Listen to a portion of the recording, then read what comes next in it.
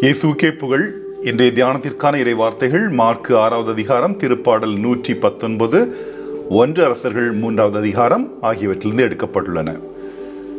முதலாவதாக 1 அரசர்கள் 3வது அதிகாரம் இறை வார்த்தைகள் 5, 9. ஆண்டவர் சாலமோனுக்கு கனவில் தோன்றினார். உனக்கு என்ன வரம் வேண்டும் கேள் என்று கடவுள் கேட்டார்.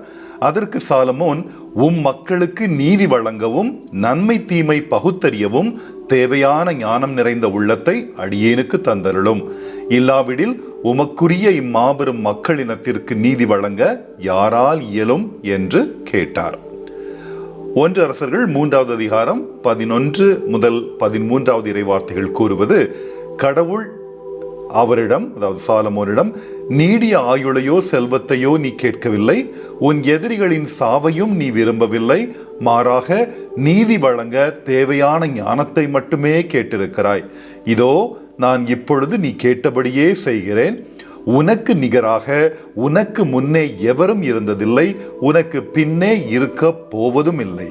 அந்த அளவுக்கு ஞானமும் பகுத்தறிவும் நிறைந்த உள்ளத்தை உனக்கு வழங்குகிறேன்.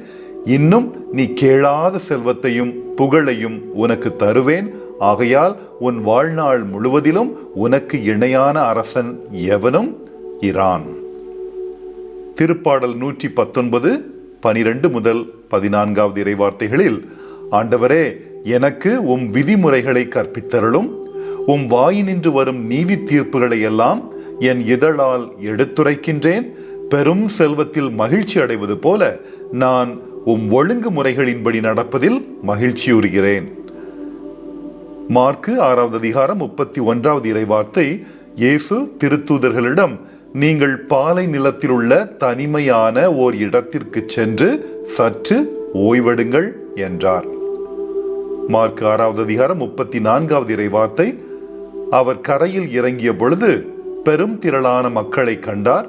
அவர்கள் ஆயரில்லாத ஆடுகளைப் போல இருந்ததால் அவர்கள் மீது பரிவு கொண்டு அவர்களுக்கு பலவற்றை கற்பித்தார். ஆமென்.